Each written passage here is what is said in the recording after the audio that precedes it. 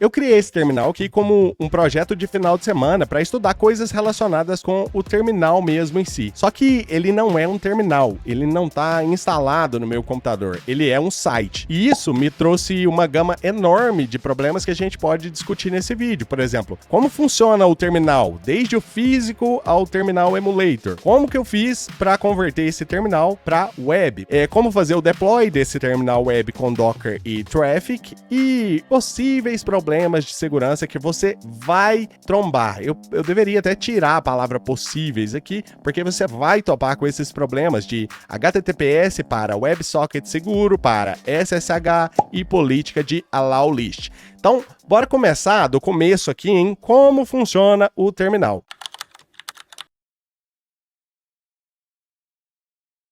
O que muita gente não sabe hoje em dia é que o que a gente chama de terminal hoje, qualquer terminal, eles não são terminais reais, eles são terminal emulators. Então esses emuladores emulam um aparelho físico que, por incrível que pareça, já existia até antes mesmo do computador existir. Por exemplo, se eu pegar aqui o telegrama lá de 1940, até separei um exemplo aqui para você, pensa nesse ato de eu pressionei uma tecla aqui e essa coisa não aconteceu nesse momento aqui, né? Eu só emiti um sinal, esse sinal gerou dados e esses dados foram parar em uma impressora em outro local. This girl's teleprinter is connected by an electric cable to the Bournemouth office. She taps out the message letter by letter on this keyboard. By overhead wire and underground cable, it is carried hundreds of miles to the distant teleprinter. Basicamente aqui a gente está falando em uma máquina de escrever que tem um transmitter e um receiver, e aí ele emite esse sinal de longa distância e imprime do outro lado. Isso seria a teleprinter do telegrama. E quando isso veio para o computador, né, vamos pegar o exemplo do Unix, que eu já te mostro isso aqui como é que funcionava. Eu teria a mesma coisa que a gente viu ali no telegrama, no caso. Eu teria um teletype ou teleprinter, um computador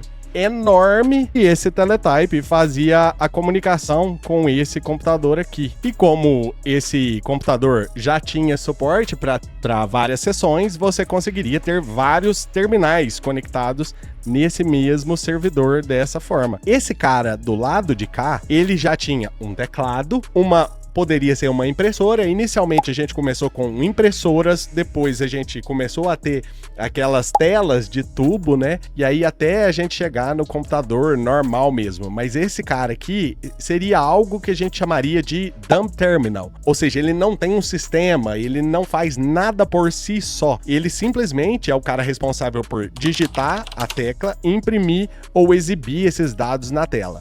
O nome desse dispositivo é Teletype Writer, e hoje em dia a gente chama isso de teletype ou simplesmente um dispositivo TTY. Só como exemplo para você, eu peguei essa página aqui da Wikipedia, do Ken Thompson, e nela tem o computador que foi usado inicialmente nas primeiras versões ali do Unix, que foi isso tudo aqui. Computador do tamanho de uma parede aqui, né? Não daria para você levar isso aqui para uma cafeteria, eu acho, né? E esse dispositivo, ele não tem tela. Ele simplesmente tem um teclado e o que você digita nele sai aqui, nesse papel aqui em cima. Então, esse dispositivo é o que a gente está focando aqui, que é essa parte aqui, né? Como eu falei antes, Teletype Writer, ou Teletype, ou TTY. Tem até um outro nome que as pessoas costumam chamar isso aqui de console. E um outro ainda mais importante seria o nome que você chama essa telinha preta sua aí, que seria terminal. Isso aqui que a gente está vendo agora é que é o tal do terminal, que você fala que é isso aqui, né? Agora, falando sério agora, como que isso aqui se transformou nisso aqui que a gente tá usando hoje em dia, né?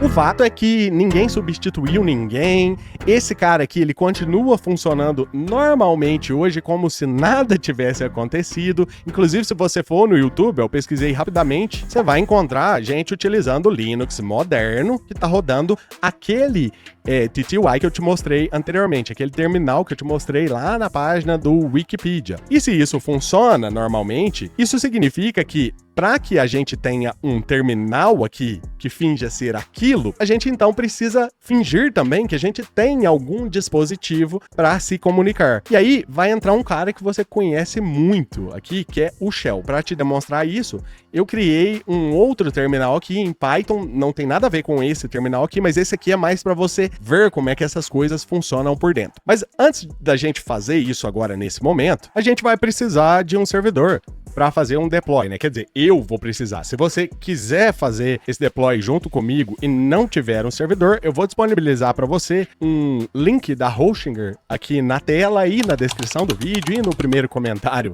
do vídeo aí, para que você tenha um desconto em servidores do tipo VPS. Eles não têm só esse serviço, tá? Se você olhar aqui em produtos, é absurda a quantidade de coisas que eles fazem. Você pode utilizar o link e o cupom de desconto que eu vou deixar para você para qualquer um desses produtos. Eu vou utilizar o KVM4, tá? Mas eu tenho todos os servidores aqui, então eu poderia escolher qualquer um, só que o KVM2 eu tô utilizando e o KVM8 eu tô utilizando de experimentos de vídeos anteriores ou de vídeos que eu vou ainda gravar. Então eu vou utilizar o KVM4, porque ele tá disponível aqui para mim. Você pode escolher, se você não souber qual você vai utilizar, você pode escolher o mais popular, o KVM2. Ele é também o melhor custo-benefício. Escolheu lá o seu servidor favorito, agora você só vai precisar escolher o período. Eu manteria 24 meses, 2 anos, porque quanto mais tempo você manter esse desconto, melhor é para você, porque servidores vão ficar mais caros. Vai por mim, toda vez que você vier aqui, você vai ver que o preço vai estar um pouquinho diferente. Aí depois você confirma comigo. Escolhe ali o seu país, Brasil. Aqui em aplicativos, eu vou utilizar o Docker lá.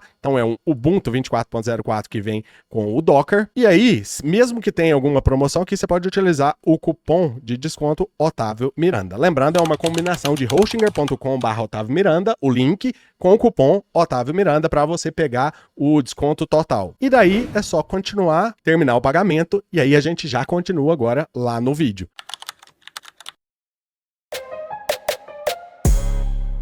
Então, esse código que eu estava te mostrando anteriormente, eu escrevi em Python, mas fingindo que eu sou uma linguagem de baixo nível, porque eu utilizei as coisas diretas do OS aqui. Então, se você quiser usar C ou qualquer outra linguagem de programação, você pode fazer em qualquer linguagem que você quiser. Agora, a gente precisa entender o que a gente quer fazer aqui, né?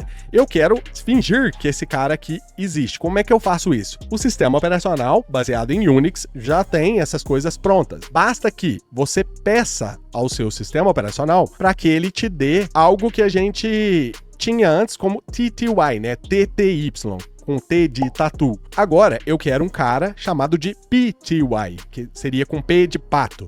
E esse cara, ele é um pseudo-teletype ou pseudo-terminal. É basicamente um terminal virtual que a gente tá criando. E esse cara, ele vai fingir ser esse cara aqui, só que de uma forma um pouquinho diferente. Por quê? Ele tem duas pontas. Ele vai ter uma ponta master e uma ponta slave. Esses dois, eles fazem a comunicação com as coisas que você precisa. Por exemplo, essa janela que eu tenho aqui, ela sabe escrever e ela sabe ler coisas que esse cara, o master, me enviar. Então ela sabe mandar coisas pro kernel, isso aqui tudo vai estar no kernel do sistema, tá? Então ela sabe mandar coisas pro kernel e ela sabe receber coisas do kernel e agir de acordo. Esses dois caras são dois arquivos e o sistema operacional vai tratar esses arquivos de uma forma especial. Esse arquivo master, ele vai se comunicar com a nossa janela, que a gente vai chamar ela de terminal emulator. Então esse cara se comunica com esse master. Esse master se comunica com quem? Com esse slave aqui diretamente? Não.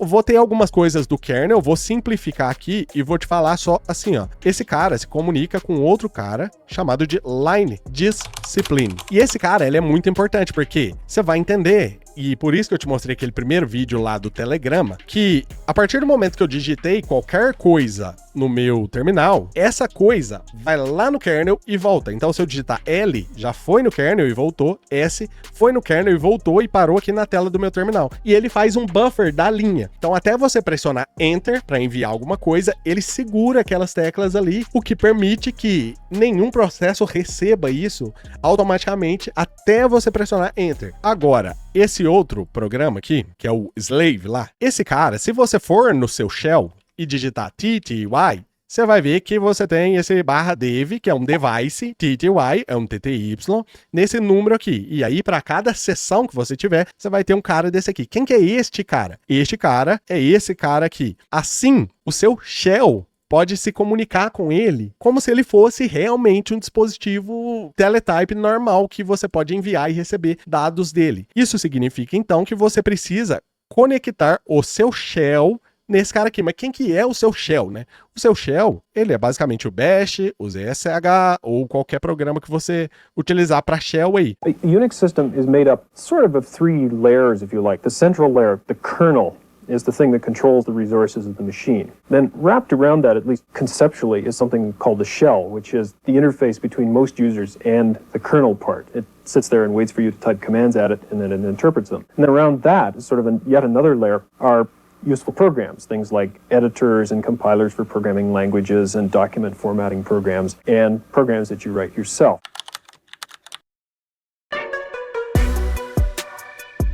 Se eu descer aqui para baixo, ó, aqui eu tô só pegando a variável de ambiente do shell e depois aqui para baixo eu pedi para o OS abrir um PTY para mim. Quando eu chego um pouquinho mais para baixo, eu peço o sistema operacional para fazer um fork deste programa Python que eu escrevi aqui. Como assim? Eu escrevi um programa muito mais simples aqui para você entender, ó. Eu tenho aqui, ó, presta atenção só no fork. Imagina que eu tenho um for que conta de 1 a 10 e aí quando for 5 esse valor, eu vou fazer o fork, mas inicialmente eu não vou fazer esse fork, eu vou só te mostrar como é que esse programa funciona. Então, nesse ponto, o meu for, ele conta de 1 a 10, somente printando os números na tela e dormindo por 1 segundo. Isso fica assim. É só isso que esse programa faz. Então, se você observar isso aqui e eu fizer isso aqui, ó, tirar este if aqui, eu falo do sistema operacional. Pega esse processo que tá rodando e duplica ele. Do jeito que tá aí, você duplica ele e continua executando o código. Na hora que chegar no 5, ele vai fazer aquele fork e aí ele começa a duplicar. Tá vendo? Ele mostra tanto o 6 quanto o 6 clonado, tanto o 7 clonado quanto o 7. É porque são 2 processos, eu clonei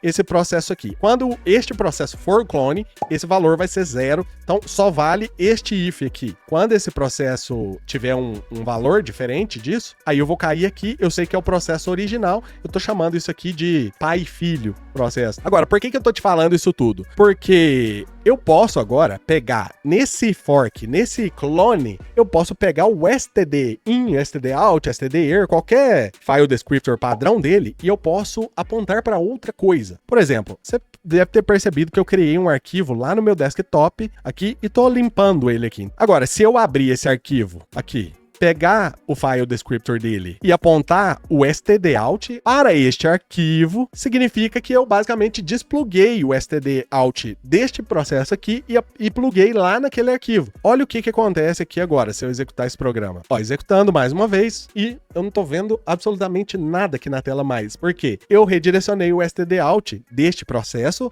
quando era o clone para este outro arquivo. E aí ele jogou tudo para dentro daquele arquivo lá. E aí, por que eu te mostrei essas coisas todas? Porque o shell aqui, ele funciona dessa forma. Eu fiz o fork aqui, cheguei aqui, eu vou ter 2 vezes este processo.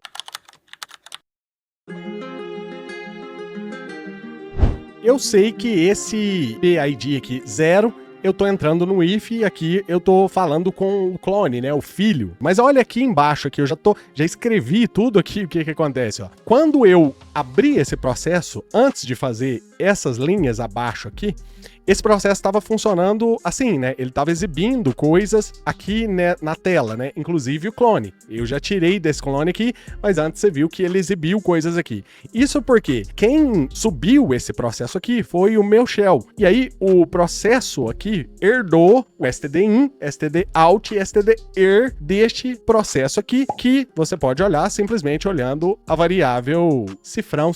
Esse é o processo que você tá. Se você quiser ver melhor isso aqui com PS, ele te fala, olha aqui, esse comando aí é o ZSH que a gente tá olhando aqui, né? Ele que era o pai do processo. Então, aquele processo, o nosso Python herdou essas coisas do ZSH ali. Mas aqui, o que eu tô fazendo? Nesse processo, o processo filho, eu tô desplugando aqui std-in 0, std-out 1 e std-err 2 e plugando no slavefd. E aí isso fica assim. Agora todo mundo apontando lá pelo PTY lá, que foi criado pelo OpenPTY, que é esse negócio aqui, né? Ele ia sobrar aqui. Então eu fecho ele e aí agora a tabela ficou. O meu processo aqui, que eu tô aqui agora, Python, ainda, ele tá apontando o 0, 1 e 2 para aquele cara aqui que acabou ficando aberto, porque agora ele tem file descriptors apontando para ele. E uma coisa que eu não te falei do fork é que ele consegue substituir um processo. E lembra que até aqui, então, eu tô configurando o meu processo Python. Mas quando chega aqui nesse ponto, o que eu tô tentando fazer aqui? Tô tentando substituir o meu processo Python pelo shell. Quem que é o shell? É o bash. E aí, quando eu sair dessa janela aqui, né, desse contexto aqui, desse if, eu sei que eu tô configurando o master porque é o outro processo.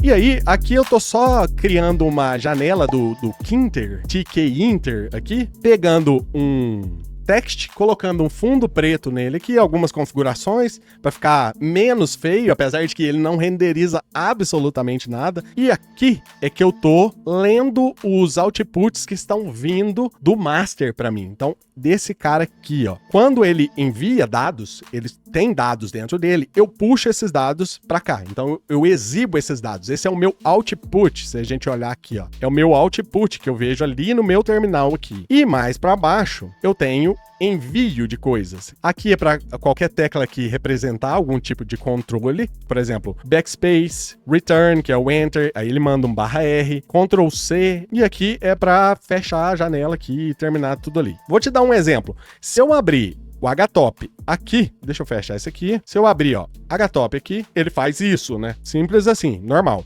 Mas se eu abrir o htop no meu terminal, presta atenção na saída que eu vou ter aqui, ó, htop. Olha a quantidade de bytes que tá passando aqui, tá vendo? Mas olha que o meu terminal não sabe o que fazer com isso aqui, ó. Então ele fica com esse negócio super estranho aqui, ele não sabe o que fazer com isso. Fica aqui, eu não tenho nada na tela, porque eu não renderizei essas coisas. E uma coisa interessante que eu não cheguei a falar, eu acho que eu vou falar só disso com você para não ficar tão longo assim, mas se eu olhar isso aqui, ó, stty menos A e der um enter, olha aqui, ó, iCanon tá ativo e o echo tá ativo. O que tá com menos não tá ativo. Significa que ele ecoa esses dados de volta para mim. Mas eu posso mudar isso aqui. Deixa eu dar um monte de enter ali, ó, só para quebrar a linha e falar stty menos echo, desativa o echo. E agora, percebe que eu vou digitar L, não apareceu nada aqui, ó, nada. S, não apareceu nada. E olha aqui como é que ficou a minha saída. Eu só tenho input, eu não tenho output, porque eu desativei o echo aqui do line discipline. Isso é super útil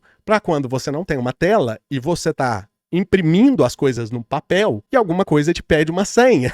E aí você tem que digitar a senha, essa senha sai impressa no papel. Então isso é super útil. Não é só por isso, é útil também para o seguinte. Se eu, por exemplo, pressiono qualquer tecla ls e essa tecla vai no kernel, significa que ela teria que fazer o caminho completo até chegar em algum programa ou fazer alguma coisa com essa tecla. Se esse cara não existisse, você concorda comigo que isso aqui ia ter que passar e ia ter que chegar a cada tecla que eu pressionasse, isso ia ter que chegar em algum processo qualquer. E isso não seria muito prudente, né, no caso. Então, isso é uma outra coisa que ele faz. E outra coisa legal também que ele faz é permitir a edição de linha, né? Se eu digitei ls e eu apaguei ls, eu corrigi essa linha. Então ele permite que você faça essas coisas aqui sem ficar chamando o programa toda hora. Mas e quando eu executo um ls, que eu estava te mostrando ali, o que é que acontece aqui?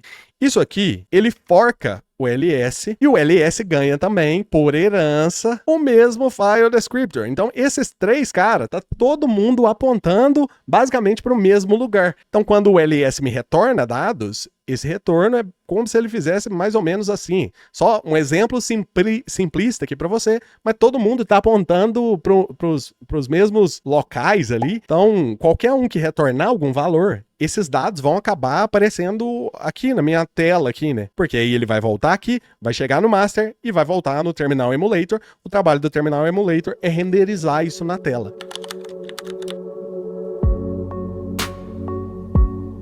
A gente precisa entender como é que o SSH funciona, né? Porque o SSH usa essas coisas todas que eu te mostrei aqui. Nesse caso, o que vai acontecer é que esse ls vai ser o SSH Client. Esse lado de cá, lá no servidor remoto, nele você vai se comunicar com o servidor, o daemon do SSH. Então, como você precisa escrever, né? Por exemplo, você tá aqui no seu computador e aí o que você escrever aqui tem que sair do lado de lá no servidor. Esse cara, ele vai falar com o master. Então é quase que invertido aqui, né? Mais ou menos isso aqui que a gente tem. Quando eu mando uma conexão, depois que eu estabeleci essa conexão bonitinha aqui, eu vou ter basicamente o shell do lado de lá, passando por tudo isso aqui, é lógico, né? Mas eu vou ter o shell do lado de lá no meu terminal aqui.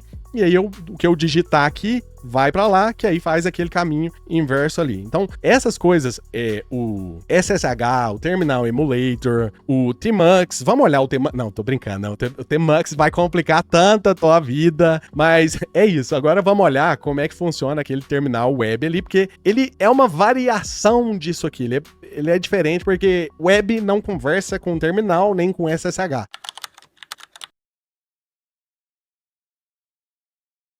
Ok, então antes de fazer esse deploy, que vai ser super simples, você vai perceber aqui já, eu quero te mostrar como que eu criei esse terminal e como que eu acho que a IA meio que destruiu o meu processo, destruiu o meu cérebro no caminho. Eu tive que recuperar o meu cérebro para fazer esse vídeo aqui. Só para você ter uma noção, esse terminal, ele já tá criado desde 27 de junho e a gente tá em 18 de agosto agora. Então, praticamente 2 meses eu passei estudando o meu próprio código. E eu não fiz isso aqui usando Vibe Coding. Eu tenho ainda na minha mente todo este processo que tá aqui. Deixa eu te contar a história do começo para ficar mais fácil de você entender.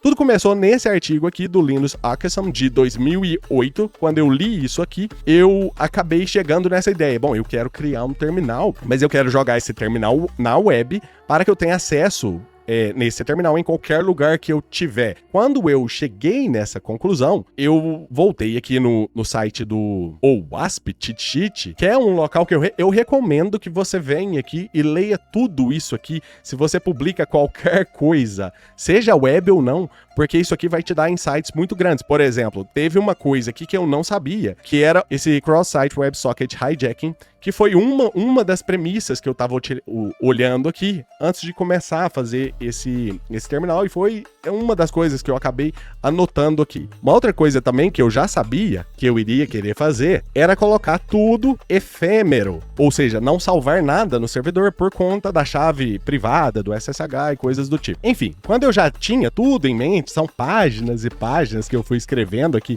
nesse caderninho, eu cheguei num ponto que eu já tinha o projeto montado na minha cabeça, era só agora pegar e criar um PRD, uma spec, ou alguma coisa que eu conseguisse jogar na IA, fazer o dump dessa coisa que eu informei aqui pra uma IA e fazer ela escrever o código. E foi realmente isso que aconteceu. Como o escopo não era tão grande assim, eu acabei optando por criar um MVP, esse projeto ainda é um MVP, com um PRD aqui. E aí eu bolei todo esse PRD, e aí depois que ele tava prontinho já, dei uma lida, concordei com o PRD. O que eu fiz foi quebrar esse PRD inteiro em issues. Eu lembro que inicialmente deu 34 issues isso aqui.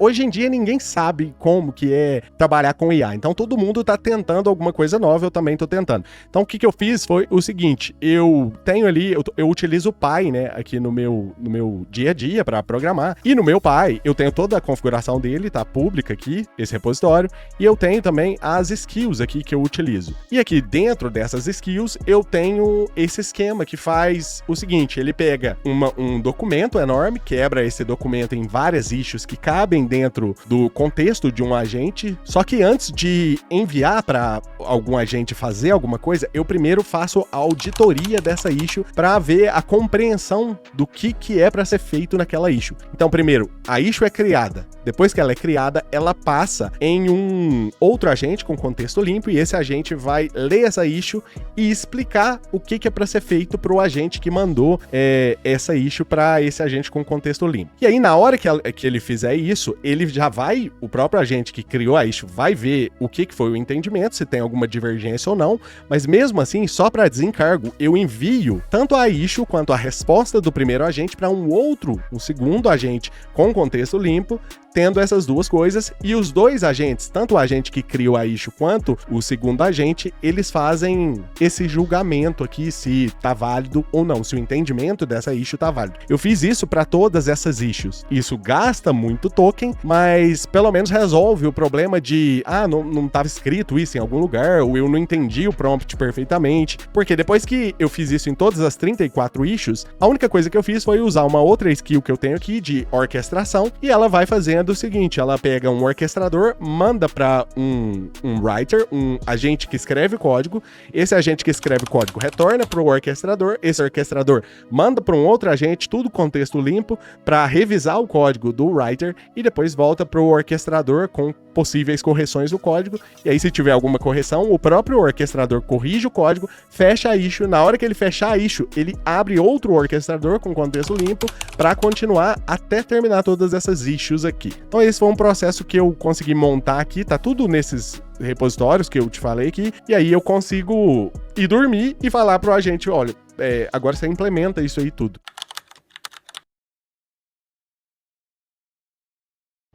O problema é que eu tinha a intenção, né? Eu acordei já com o negócio pronto, né? Eu tinha a intenção de vir e revisar o código, mas eu tinha 10 mil linhas de código para revisar de um código que eu não coloquei nem a mão nele. Então tá tudo do jeito que eu falei pra colocar aqui. Eles criaram realmente um monorepo perfeito, só que isso me tomou esses quase 2 meses aí olhando esse código aqui todo. É claro que eu não fiquei 2 meses revisando um código aqui, inclusive eu criei até este terminal que você tá vendo aqui, é aquele mesmo terminal lá. Em algum momento a gente fala desse terminal aqui no canal. Mas eu tava te contando essa história toda aqui, desse terminal, por conta do... O meu entendimento da coisa não fica a mesma coisa. E sabe como que eu sei disso? Porque logo em seguida, que eu achei que eu tinha entendido tudo, eu tentei gravar um vídeo exatamente como esse vídeo que você está assistindo aqui para o canal lá atrás. Eu não consegui explicar perfeitamente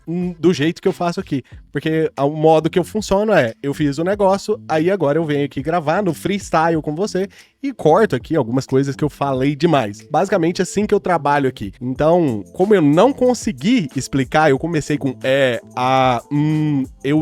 aí eu parei de gravar e fui olhar aonde que estava faltando esse entendimento, e era exatamente no código em si. Então falei essa história toda aqui para você observar, porque talvez você possa não ter percebido que, mesmo você achando que você entendeu alguma coisa perfeitamente, tenta explicar essa coisa para alguém. Se você não quiser explicar para alguém, se grava explicando aquela coisa e depois assiste, e aí você vai perceber que você talvez não tenha entendido nada daquela coisa que é sua mesmo, que você acabou criando. Infelizmente, eu não achei uma solução para isso, que não seja ou fazer ou revisar o código, o que as pessoas estão realmente não fazendo agora, mas se eu chegar em alguma conclusão em algum momento, eu falo para você. E aí, agora sim, a gente pode partir para fazer o deploy disso aqui, porque eu queria tirar isso do meu peito, eu queria te falar isso aqui, para você também abrir o olho com isso aqui, com essas coisas de IA que a gente vem utilizando,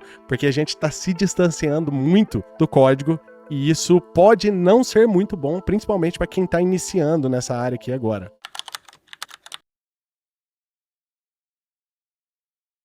Para fazer o deploy do MXterm, a gente precisa do servidor, que eu já te falei anteriormente no vídeo, e esse servidor aqui, ele já tem o Docker instalado, e ele já tem o código do MXterm. Eu já fiz o hardening completo desse servidor, e eu já fiz também a configuração do meu VPN com WireGuard, que eu também já falei aqui no canal. Você tem várias formas de você fazer esse deploy. Você poderia ler as documentações aqui, mas eu presumo que você não vá ler isso aqui. Então, se você não for mesmo ler isso aqui, você pode pedir para o seu próprio agente ler isso aqui. Inclusive, você pode pedir o seu agente para fazer uma auditoria completa dele aqui e ver se encontra alguma falha de segurança. Enfim, o que você quiser fazer com ele aqui. Só umas coisas que eu acho que você precisa saber é relacionado com o próprio código dele aqui, né? Como eu falei lá no comecinho do vídeo, isso aqui é um MVP de final de semana. Então, ele não tem várias coisas que talvez seriam necessárias para ele fazer alguma coisa útil. Mas se você pegar esse core dele, do jeito que eu configurei aqui, pelo menos eu presumo que ele tá, assim, bastante seguro. Eu não posso garantir nada, como eu já comentei com você, mas eu presumo que ele tá bastante seguro. Você pode utilizar esse core para você desenvolver coisas em cima. Então você só tiraria uma regra que eu coloquei nele aqui, que foi: eu não salvo nada no servidor nem no computador do cliente. Tudo que eu recebo, eu descarto assim que é possível. Assim que eu fechei a conexão, eu descarto o que é possível descartar e eu só mantenho os hashes dos tokens que eu tenho da autenticação para eu saber quem que é você. Simples assim.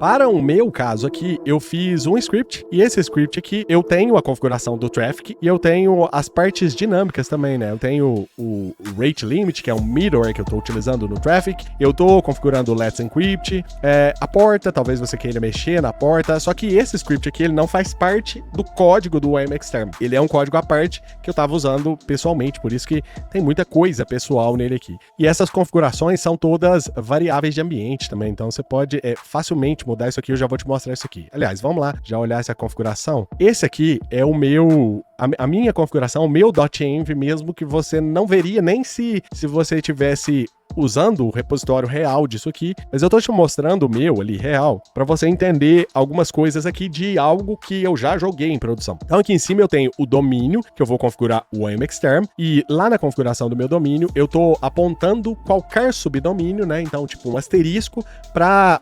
otaviomiranda.cloud, o registro A de DNS para otaviomiranda.cloud. Aqui embaixo eu tenho um e-mail para o Let's Encrypt, então é bom colocar um e-mail válido aqui. Esse meu e-mail é público. Aqui eu tô liberando as redes que eu vou permitir a saída do OEM Exterm. Ao invés de eu liberar o 0/24 aqui, liberando toda a minha rede do VPN, eu tô liberando IP por IP. Então aqui eu libero os IPs do meu VPN, eu libero mais pra frente IP do meu próprio computador, da minha residência, IP válido mesmo, e o IP dos outros VPS, todos aqui separados por vírgula. Aqui embaixo eu tenho na onde que tá o diretório do OEM Exterm Web. Esse de baixo aqui, o Edge dir, seria onde eu vou configurar o traffic. Essa parte daqui para baixo, você não precisaria se preocupar se você estiver fazendo isso em um servidor limpo ainda, como eu estou fazendo aqui. Mas se você quiser entender, esse é o nome da rede que eu vou criar para o Docker, para eu ter IPs ali dentro fixos para o traffic e para o OEM Exterm Web, porque eu tive problema com IP dinâmico, justamente porque o OEM Exterm ele tem o que eu estou permitindo, aonde que eu estou permitindo ele se conectar, mas o UFW também precisa de saber os IPs internos ali para eu poder me comunicar de fora para dentro. Então, às vezes pode acontecer de você entrar no OEM Exterm e aí o IP que você colocou ali no próprio OEM Exterm, ele não está permitido no seu firewall, então você não consegue comunicar do broker para este IP interno seu. E esse aqui, o IP de proxy, do proxy aqui, que é o próprio traffic também. A porta do SSH, e aqui embaixo as configurações de rate limit. Temos um rate limit no proxy reverso, que é o traffic aqui, e temos um rate limit internamente no OEM Exterm, que é quando você tenta o seu token por 10 vezes em 60 segundos. E aí, se você tentar e errar 10 vezes em 60 segundos, o seu IP é bloqueado, ele vai simplesmente passar a ignorar toda a requisição que você fizer ali dentro. Depois que você configurou isso aqui, você pode copiar os dois arquivos para dentro lá do servidor. Esse foi a configuração do ambiente que eu te mostrei agora, e esse é o script que ele vai usar essa configuração para fazer o deploy lá dentro do servidor. Então, aqui eu criei um outro que é mais destrutivo, que foi esse outro aqui. Esse aqui, o que ele faz? Ele utiliza o rsync para copiar minha pasta de scripts aqui para dentro do KVM4, e aí sim ele roda o que eu tava te mostrando aqui para você rodar depois. Então, basicamente isso, eu vou simplesmente rodar ele e aguardar. Ah, esqueci disso aqui, ó. Ele vai te mostrar as configurações aqui, o que você colocou lá de configuração, tudo ali, e aí você tem que digitar um yes ali para passar. E aí agora sim ele vai começar a fazer toda essa configuração aqui.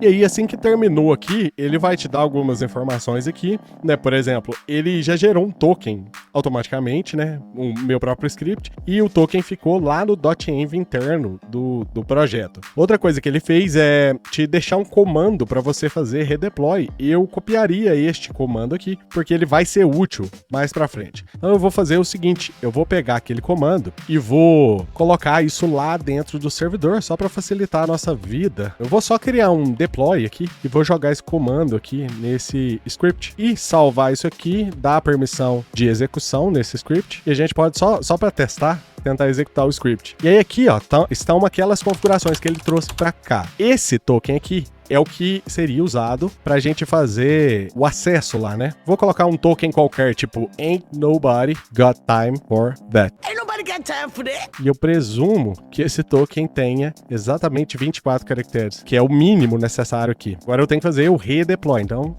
/deploy e pronto. Agora é só a gente tentar acessar ele de novo. Se eu atualizar a página, ó, perdi a conexão, e aí quando eu tentar acessar, não vou salvar, ele acessou e agora eu tô com o OM Exterm acessível.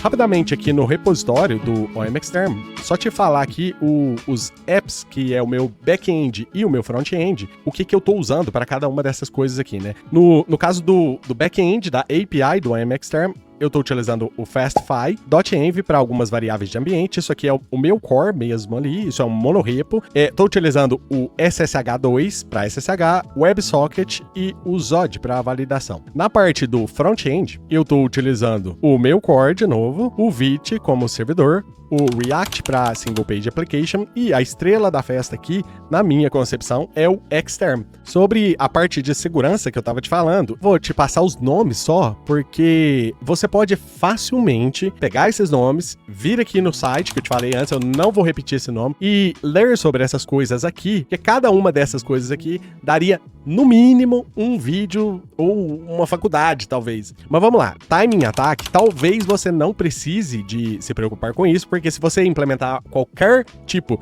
de rate limit, você já resolve o problema aqui do timing attack, porque isso é uma espécie de brute force que você vai ter que fazer de forma mais inteligente, porque você vai utilizar o tempo que a linguagem leva para comparar strings para tentar decifrar qual que é aquela senha, e dá certo. Rate limit, tem várias formas de rate limit que você pode fazer a nível de conexão mesmo, tipo quantas requisições o seu site está recebendo de determinado IP, quantas vezes um usuário tentou logar na aplicação e aí você quer bloquear ele, enfim, tem várias formas de fazer isso aqui. Você tem também CSRF, ou Cross-Site Request Forgery, que é basicamente um website malicioso com a possibilidade de utilizar os cookies de um usuário logado na sua aplicação para fazer alguma ação maliciosa se o seu site não tiver protegido ou seguro ali. E aí, na mesma vibe de Cross-Site Request Forgery, eu tenho Cross-Site WebSocket Hijacking, cookies em geral, porque tudo isso aqui envolve cookie,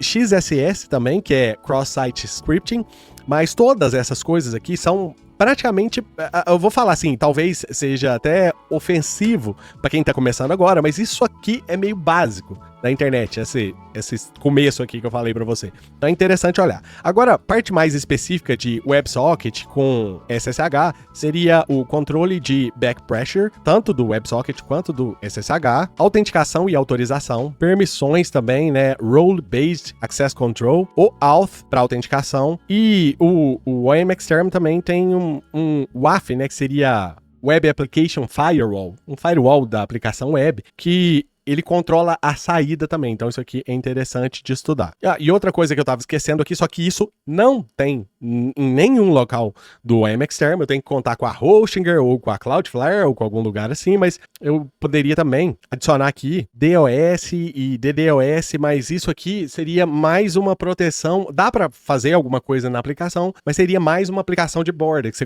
colocaria na borda da entrada da sua rede ali, né? Mas tá bom, agora eu acho que isso aqui tem um ano de estudo para você. Dessas coisas que eu coloquei todas aqui, as únicas que não tem implementadas basicamente nada aqui no OM Exterm são essas duas de baixo aqui, DOS e DDoS, eu não coloquei aqui, né? E também o sistema de autenticação aqui não tem nada de permissão, porque o OM Exterm é para ser usado por uma pessoa, então dá para você implementar essas coisas nele, mas atualmente ele só tem um único token para uma única pessoa.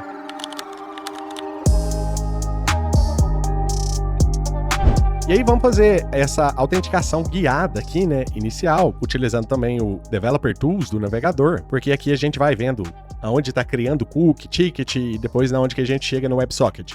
E aí eu vou te mostrando isso aqui, né? Esse primeiro formulário está sendo este form aqui. Então a gente está entrando aqui e vai seguindo até a gente chegar lá no servidor. Eu já troquei aquele token de sacanagem lá que eu coloquei inicialmente. Vou colocar aqui e vou logar ali, né? Então assim que eu utilizo o token, a gente cai no primeiro formulário, que é onde eu preciso colocar as informações de onde eu preciso me conectar. E isso é combinado com esse OM_XTERM SSH allowed CIDR aqui. Então todas essas coisas, você não conseguiria acessar qualquer domínio se você não tivesse feito essa configuração. Mas aqui no formulário, né, depois que eu postei e consegui entrar com o token, são gerados 3 tokens aqui, que a gente pode ver aqui em Application, Cookies, e aí você vai ver que você tem um Device Token, um Session ID e um Session Token. Esse cookie aqui, ele é somente para Session. Deixa eu tentar te mostrar isso aqui. Somente para Session. Isso significa que se eu fechar o navegador, esses 3 cookies devem desaparecer. Ele é HTTP only, significa que eu não consigo acessar esses cookies via JavaScript aqui, por exemplo. E aqui já começa a programação defensiva ali, naquelas partes que eu estava te falando, daqueles nomes de segurança lá. Então, HTTP only, secure, você só consegue utilizar esse cookie quando você tiver em HTTPS, e também ele é same site strict. Então o navegador só envia ele quando o domínio que você está tentando enviar esse cookie, você está tentando fazer um post ou usar a API, é o mesmo da aplicação que eu tenho aqui, que seria esse domínio aqui, né? Então basicamente isso que a gente tem para cookies. Aqui na parte de network, a gente consegue ver algumas coisas interessantes também, né? Por exemplo, eu vou colocar aqui os dados ali do servidor, vou colocar ele mesmo. Então 10.100.0 KVM4, então o IP dele é 4, né? Muito criativo isso, mas é uma forma que eu uso para lembrar aqui. Aqui na Private Key, você tem 2 formas de colocar ela aqui. Você pode colar ela, ou você pode usar um arquivo. Eu vou utilizar um arquivo. A partir do momento que eu clicar em Continue to Fingerprint, eu vou entrar aqui, e aí você vê que ele vem para essa página falando a mesma coisa ali. A gente não salva nada. Esse MVP ainda não tem non-hosts, nem sei se vou colocar. Como que eu sei qual que é esse fingerprint, né? Eu posso ir no servidor, utilizar o SSH Keygem -lf /SSH host, e aí você vai utilizar, eu aqui no caso estou utilizando ed25519.pub. E aí olhando aqui, você vai ver que no final eu tenho BPVX8. E olhando aqui no fingerprint, BPVX8, então tá correto. E aí a partir deste ponto aqui, vai começar a ficar interessante. Só que eu tenho 60 segundos para fazer isso aqui. Eu vou fazer e depois eu te mostro especificamente. Se eu clicar em Trust for this session, ele abriu o terminal aqui. A gente consegue acompanhar essa história total aqui, né? Ó, se a gente for lá no Access, eu digitei um token que veio aqui no meu payload e enviei esse token para dentro do servidor. O servidor me respondeu OK, true. Tô logado, mas não só isso. O que ele fez também foi, se a gente olhar no Response Headers, ele configurou um cookie do OM_XTERM Session ID, que é o que eu estava te falando, lá com aquelas configurações, Session Token e o Device Token. Esses 3 cookies, eles vão ser importantes um pouquinho mais adiante. E aí agora, a partir disso aqui, todas essas rotas vão utilizar esse cookie para provar que eu estou autenticado no HTTP aqui, que é no site mesmo em si,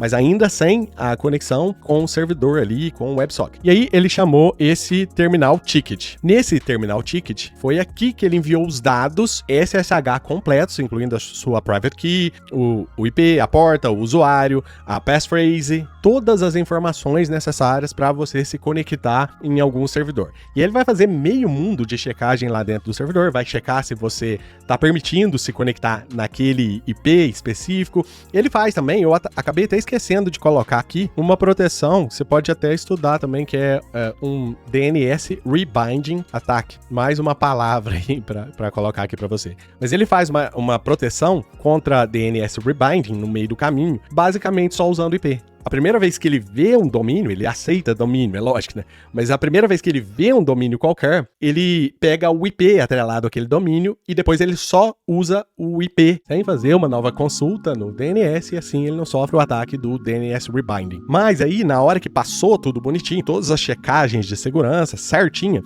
ele te responde com a URL para você utilizar o WebSocket, quanto o ticket, né? E quanto tempo que esse ticket leva para expirar. Então você tem 60 60 segundos para utilizar esse ticket, senão você vai ter que tentar logar novamente. E aí, a partir do momento que você logou usando esse ticket aqui, ele se autodestrói. Não se autodestrói, a gente apaga esse ticket aqui. Ou seja, ele é só de um uso. E aí, por que eu apago esse ticket aqui depois de utilizar ele? Primeiro que se alguém tiver acesso ao ticket, a pessoa poderia tentar utilizar ele aqui, né? Mas segundo, é que isso é para ajudar a prevenir nesse ataque aqui de cross-site WebSocket hijacking, que poderia, do jeito que tá aqui, eu acho que tá difícil de acontecer, estaria difícil de acontecer, mas eu não tô utilizando cookies com o WebSocket, porque o funcionamento do WebSocket é muito diferente do funcionamento do HTTP. Lembra, HTTP é request e response, então todas as chamadas são stateless, eu não tenho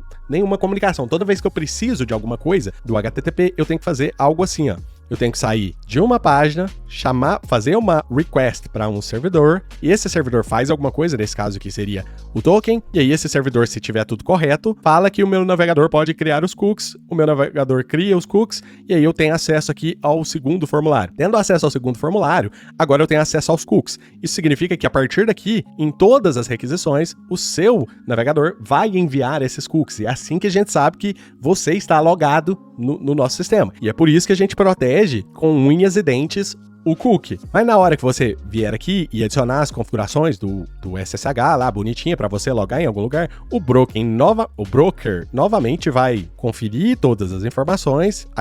Aqui é só o fingerprint, né? Então ele vai primeiro pegar as informações de fingerprint do local onde você está tentando conectar, e aí então ele faria uma chamada direta no servidor aqui, né? Teria uma chamada aqui, e aí se esse servidor estiver ativo, ele te retorna o fingerprint daquele servidor. Chegando aqui, você lá confere se tá tudo certo com o servidor, como a gente fez antes, e na hora que você clicar em Trust, aí aqui você vai enviar os cookies para o broker novamente, e aí o broker vai ter a possibilidade de checar todas as informações que você enviou, gerar um ticket se tiver tudo válido e estabelecer essa conexão WebSocket com um ticket único. Na hora que ele fechar essa conexão, ele descarta o ticket único e beleza, a conexão já está estabelecida, a gente não está mais dependendo de cookie. E como o ticket é de uso único, ninguém mais vai poder utilizar, incluindo você. Se eu atualizar a página aqui, olha o que acontece. Eu perco a conexão com aquele servidor que eu estava logado lá, justamente porque eu não estou utilizando o cookie aqui